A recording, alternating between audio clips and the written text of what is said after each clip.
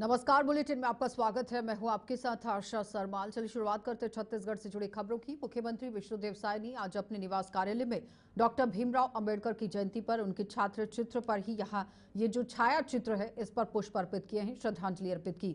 मुख्यमंत्री ने कहा कि बाबा साहेब का जीवन संघर्ष और प्रेरणा का प्रतीक है। उन्होंने देश को ऐसा संविधान दिया जो लोकतंत्र, समानता और न्याय की मजबूत नींव है और इस अवसर पर उनके विचारों को अपनाने और समतामूलक समाज निर्माण का संकल्प लेने की अपील की गई।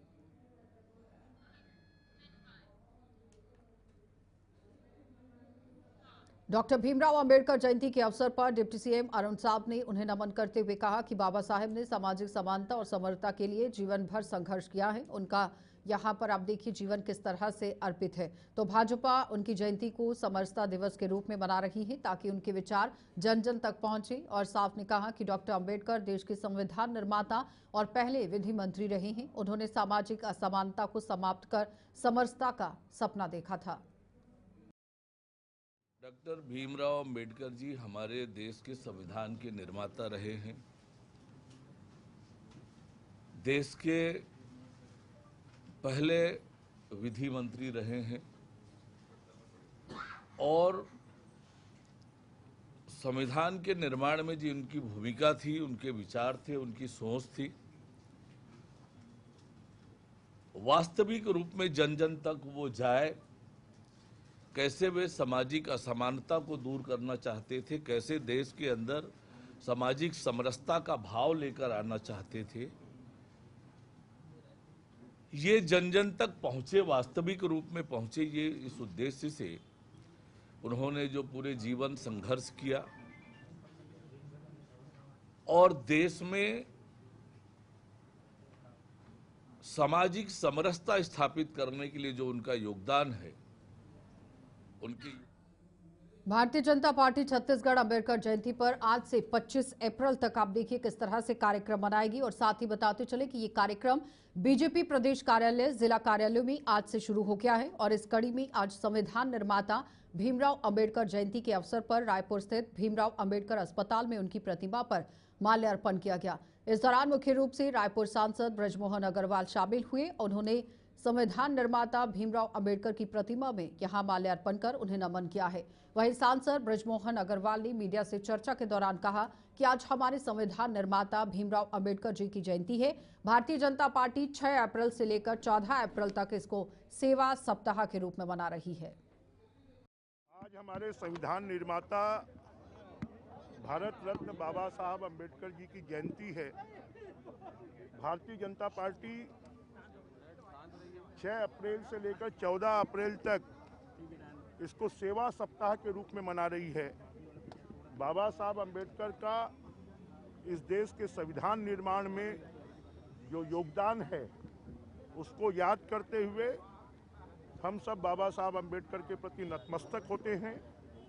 और आज अगर ये देश प्रगति कर रहा है, सबके साथ में समान व्यवहार मोदी जी के नेतृत्व में हो रहा है, तो सबसे बड़ी देन अगर किसी की है तो हमारा संविधान है, बाबा साहब अंबेडकर की देन है।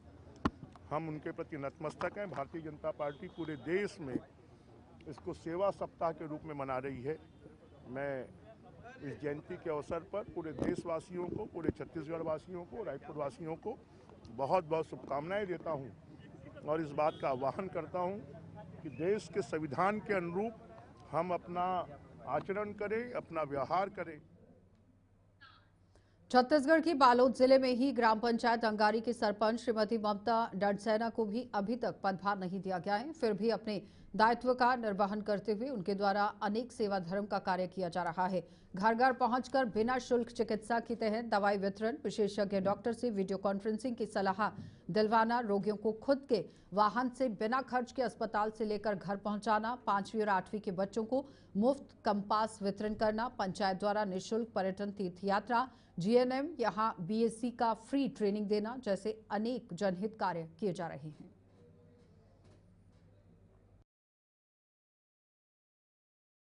अंगारी गांव में आज कैंप सरपंच महोदय के द्वारा कराया गया है, जिसमें गांव के सभी लोग लाभान्वित होंगे और सरपंच के द्वारा दवाइयों का भी वितरण निःशुल्क कराया गया है, जिसमें जिस लोगों को जिस तरह की तकलीफ है, समस्याएं हैं, सभी तरह का इलाज जो यथासंभव हो पा रहा है उसको कराया जा रहा है हमारे द्वारा। अब देखिए, अब मैं सभी के लिए तो नहीं कह सकता, लेकिन हमारा प्रयास होता है कि जो जरूरतमंद है उसका निःशुल्क इलाज कराया जाए हमारे द्वारा। सेवा धर्म का बेहतरीन कार्य किया जा रहा है, जिसके अंतर्गत दीदी भैया बैंक का संचालन महिला समूह द्वारा किया जा रहा है। प्रत्येक शादी में 5,151 रुपया जाता है और 1,000 रुपया प्रत्येक जन्मोत्सव में दिया जा रहा है। 18 वर्ष से अधिक पुरुषों व महिला बहुओं को 121 लोगों को निःशुल्क परिवहन लाइसेंस वितरण गांव में किया गया है, कैंप लगाकर किया गया। प्रत्येक बच्चे, बहू, बेटी सभी को 4 चक्का 2 चक्का वाहन चलाने का प्रशिक्षण दिया जाएगा। गांव के लोगों के लिए निःशुल्क रंगीन ब्लैक एंड व्हाइट फोटोग्राफी व टाइप की सुविधा दी जाएगी। निःशुल्क जाति आय निवासी प्रमाण कर तोड़ द्वार की तर्ज पर दिया जाएगा। घर में निःशुल्क चिकित्सा के तहत दवाई वितरण व विशेषज्ञ डॉक्टरों से वीडियो कॉन्फ्रेंसिंग को सलाह दिया जाएगा। परिप्रेक्ष्य में ये शिविर लगाया गया है। डॉक्टर पूर्वा गुप्ता और विक्रम गुप्ता ये पेंड्रा थाना क्षेत्र के ही लाठा गांव में एक कॉलेज छात्रा के साथ सामूहिक दुष्कर्म का मामला सामने आया। पुलिस ने पीड़िता की शिकायत पर त्वरित कार्रवाई करते हुए दोनों आरोपियों को गिरफ्तार कर जेल भेज दिया है। दरअसल पीड़िता परीक्षा देने कॉलेज गई थी, वहां से ही उसने अपने परिचित युवक को पीड़िता के चाचा का दोस्त केशवपुरी को घर का इलेक्ट्रॉनिक सामान खरीदने के लिए संपर्क किया। सामान खरीदने के बाद वापसी के दौरान आरोपी ने छात्रा को घुमाने के बहाने बहला फुसलाकर यहां आप देखिए दुष्कर्म को अंजाम दिया है। रिपोर्ट देने पर दोनों आरोपियों के खिलाफ धारा किस तरह से मुकदमा दर्ज कराया गया, धारा 70(1) BNS के तहत ये मामला दर्ज किया गया है। आगे की कार्यवाही में पुलिस जुट गई है। एक शादीशुदा महिला है जो यहाँ पे कॉलेज में रह करके पढ़ाई करती हैं और उन्होंने अपने परीक्षा के बाद में कुछ दोस्त हैं जो घरेलू रिश्तेदार के होते हैं, उनको उन्होंने फ़ोन करके बुलाया कि मुझे कुछ सामान खरीदना है।